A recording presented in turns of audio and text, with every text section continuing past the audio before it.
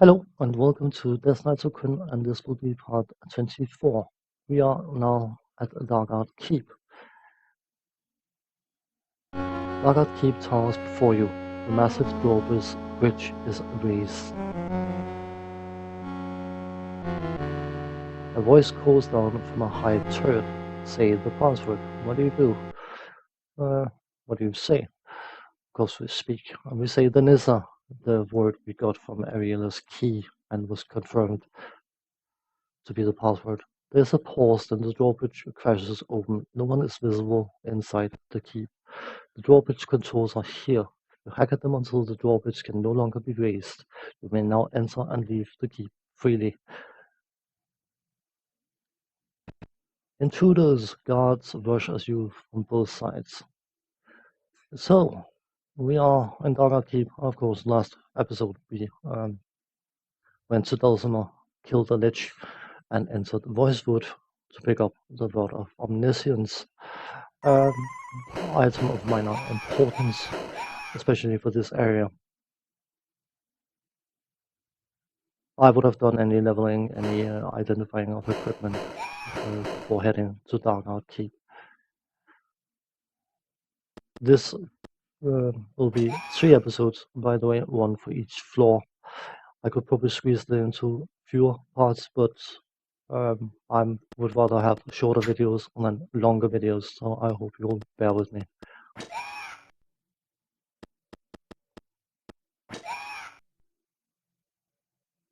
The woman approaches from the shadows. She explains her presence. My name is Lenora. The woman's dress hangs in tatters as she nervously picks at the threads.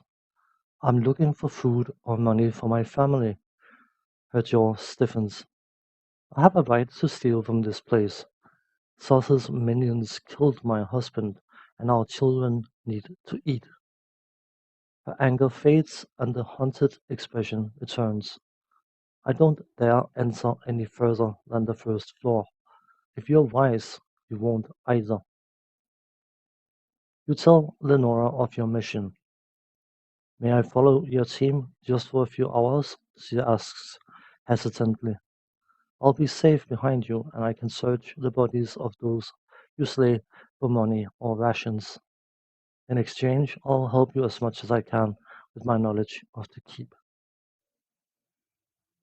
Will you allow Lenora to remain with the party? Yes, sure. Lenora thank you, but cautiously remain in the shadows a few steps behind the party. And then we encamp, and Lenora speaks. I'm sorry, but I must leave now to check on my children. I'll try to rejoin you later. Allow me to escort you safely home, my lady, Durfey says. I'll rejoin the rest of you soon. Durfey leaves with Lenora. So, I may as well just trigger it. It happens as soon as you encamp. And if you say that you don't want her to follow, Durfey is going to leave with her anyway. This door is welded shut, so we probably need to go around. A young maid is here, sweeping the same section of floor again and again. Her body is rigid with fear, and her eyes are lowered. What do you do? Speak to her. The maid looks around anxiously, then presses a key into your hand. Help us. Our quarters are on the western side. She runs away. We give no quarters. This guard room overlooks the drawbridge.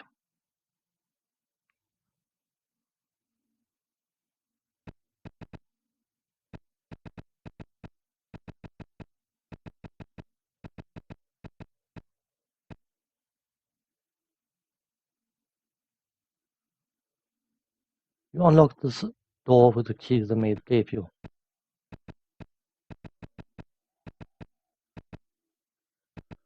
These are the servants' quarters. The cluster around you is bleeding. Please help us. They explain their problem. We were once citizens of Cerberus, a barmaid begins. Soth brought us here to serve his minions. We don't know if our families even know what became of us. Another barmaid interrupts. One of Soth's head minions keep us here on their gears. He calls himself Commander, she sneers in disgust. The first barmaid continues. The commander's magic is focused in an orb he keeps in his chamber. Break the orb, and the gears will be lifted. No, the second contradicts. We must break the orb and kill the 4 patrols on this floor. Only then may we go free. Anyway, the first finishes. The commander's quarters are closely guarded. We've relocated a secret passage that leads directly to the orb. The entrance is directly ahead. Please smash the orb and kill the patrols. The passage is in the north wall leads to the orb. Once you smash it and kill the patrols, we will be freed. Okay, so let's go up smashing, shall we? Shall find an orb. The small room contains the commander's belongings. Before you lies an orb radiating intense evil. You smash it to the ground, destroying it utterly. So, orb down. Now we just need to clear some patrols. Guard close in on you. These are flesh golems. Of all the golem types you can face, these are undoubtedly the least concerning ones. Golems in general are very resistant or immune to magic. They have one type of spell that will heal them usually, and one type of spell that will slow them, depending on what type they are. Depending on how advanced the game is, it may or may not allow you to cast Stone to Flesh on a stone golem in order to turn it into a flesh golem. But we're not bumping into any stone golems in this game, so that is not something I can try. Spoiler, by the way. More guards are approaching quickly. Will you retreat? Wouldn't do the servant much good if we were to run away now, would it? Yes, I do think that the specters deserve to get killed, even though it means taking a bit of damage.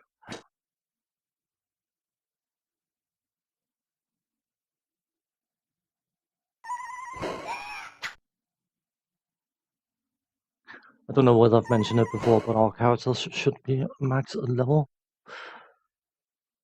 Except for my fighter thief. His thief levels should probably be able to be increased, and he may still qualify for a fighter level 2, but it's not super important. Just clearing up.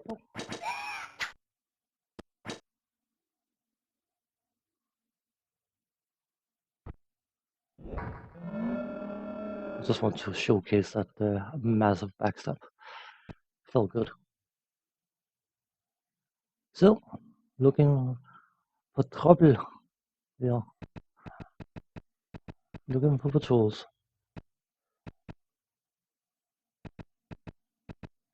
Thus, throne is now a cave of rotted tapestries and something I missed. Something seems strange about the wall to the northeast.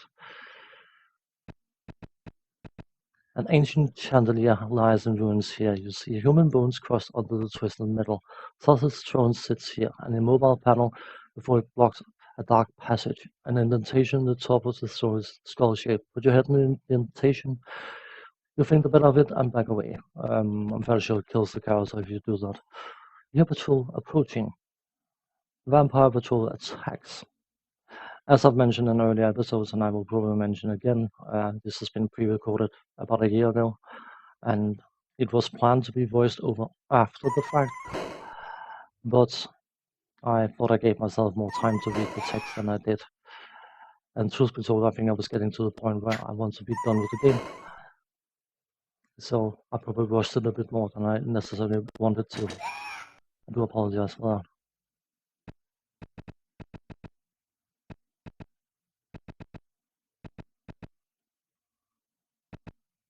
The door is welded shut.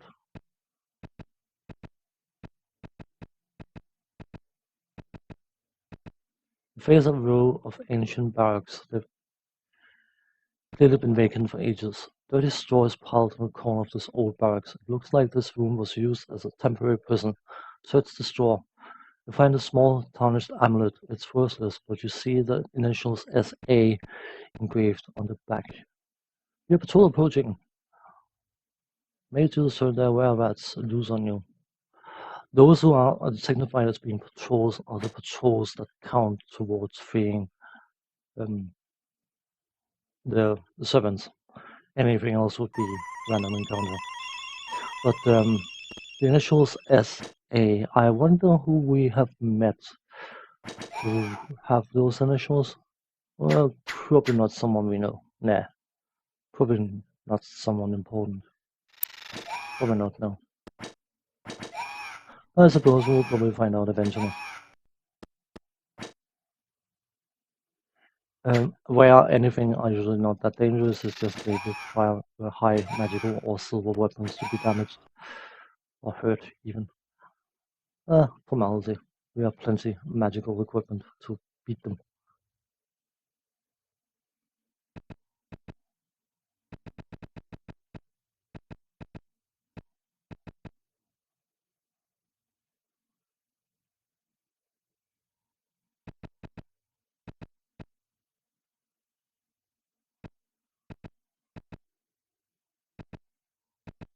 You hear patrol approaching. Another patrol closes on you. Hooray! So that should be patrol number 3. And we had to kill 4 patrols. They are, the encounters are fixed or planned, whatever, set. I'm fairly sure the combination of enemies in those encounters is somewhat random, but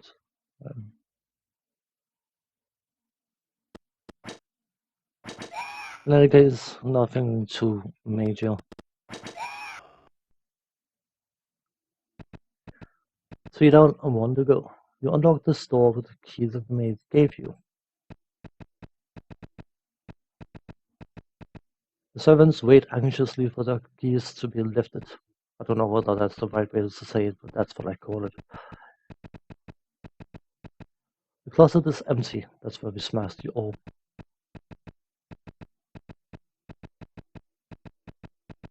You hear a patrol approaching.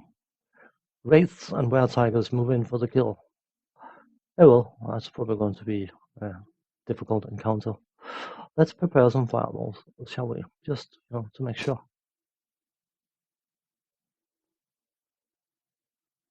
I'm not going to rely on my cleric to have a chance to turn on that.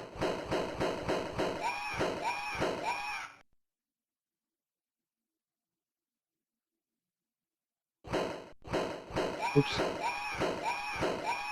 Oh, I missed both of them. Hooray! Magic shimmers in the air. You hear distant cheering as the servants realize they've been freed of their gears to serve. And we are heroes. A few servants made you here. Thank you for lifting the gears, forcing us to serve in the keep. Take this. They hand you a skull. It belongs to the commander. He valued it highly. They leave.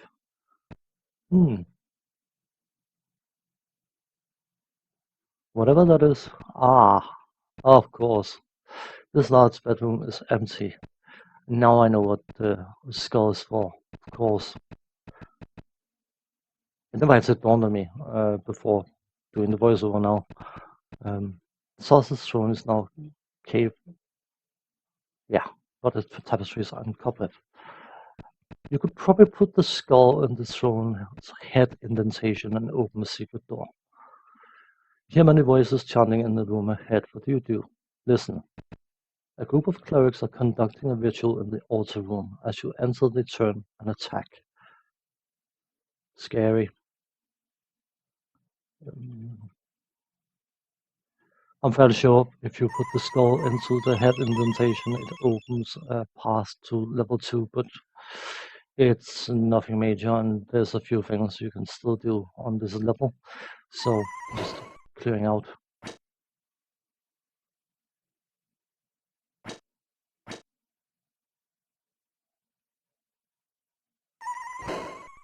Lost the spell. Oh, sad.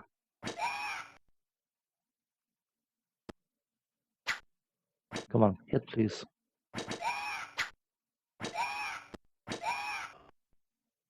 On treasure, which is the usual rubbish they are carrying, or having equipped even.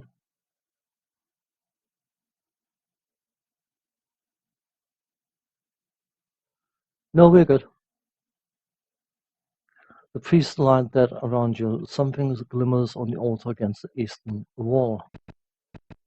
Lying on the altar is a huge sword. Take it. Yeah, of course. I mean, a huge sword.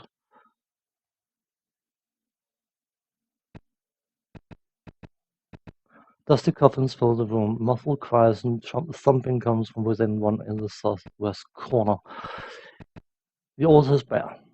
That's, by the way, the coffin is probably the vampire trying to get out. They didn't feel like letting it out. But we should be closing in on the entrance to level 2.